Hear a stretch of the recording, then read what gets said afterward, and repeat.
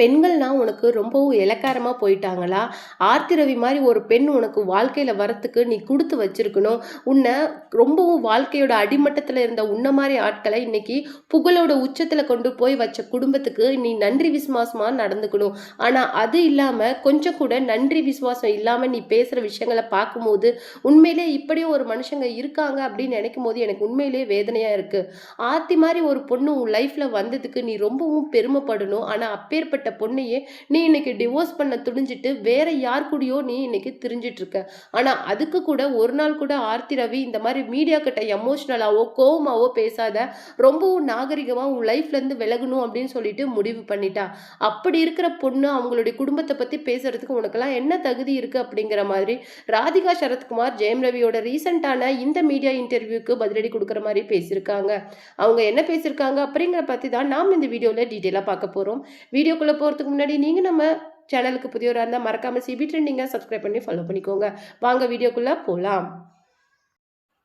நான் டிவோர்ஸ் பண்றேன்னு ஆர்த்தி ரவிய சொல்லியிருந்தா கூட ரொம்பவும் நாகரிகமா அவங்களுடைய வாழ்க்கையிலேருந்து விலகி இவ்வளோ நாட்கள் நான் சைலண்டா தான் இருந்தேன். ஆனா நான் கற்றுக் கொடுத்ததை இன்னைக்கு எனக்கே திருப்பி வந்து ரிவர்ஸா அவங்க ட்ரை பண்ண ஆரம்பிச்சிட்டாங்க. அவங்க மட்டும் கிடையாது, அவங்களுடைய மொத்த ஃபேமிலியும் என்னுடைய லைஃப்பை முடிச்சு கட்டுறதுக்கும் என்னுடைய சுற்றி இருக்கிற எல்லாருக்களையும் என்னை விட்டு தனிமைப்படுத்தணுங்கிற முடிவுக்கும் வந்துட்டாங்க.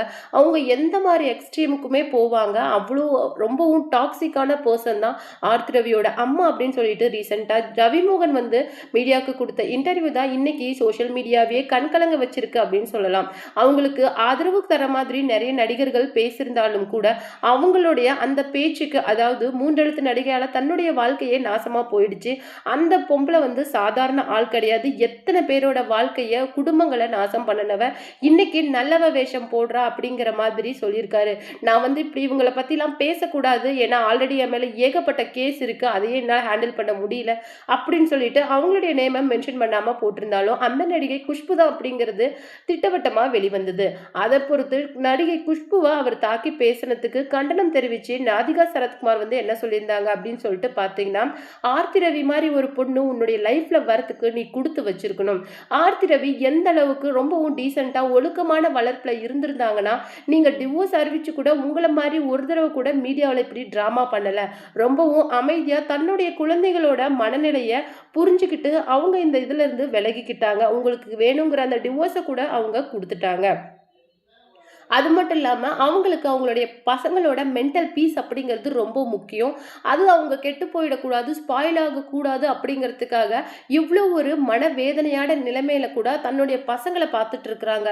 உன்ன மாதிரி நாளுக்கு ஒரு பொண்ணு கூட அவங்க ஊர் சுற்றணும் நினைக்கிறது கூட கிடையாது. அந்த மாதிரி வளர்ப்பும் அவங்களுக்கு கிடையாது. ஆர்த்தி ரவி எப்பவுமே உனக்கு டிசர்விங்கான பர்சன் கிடையாது அப்படின்னு சொல்லிட்டு சொல்லியிருக்காங்க ராதிகா சரத்குமார். அது மட்டும் இல்லாமல் குஷ்புவை பற்றி பேசுறதுக்கு உனக்கு எந்த தகுதியும் கிடையாது.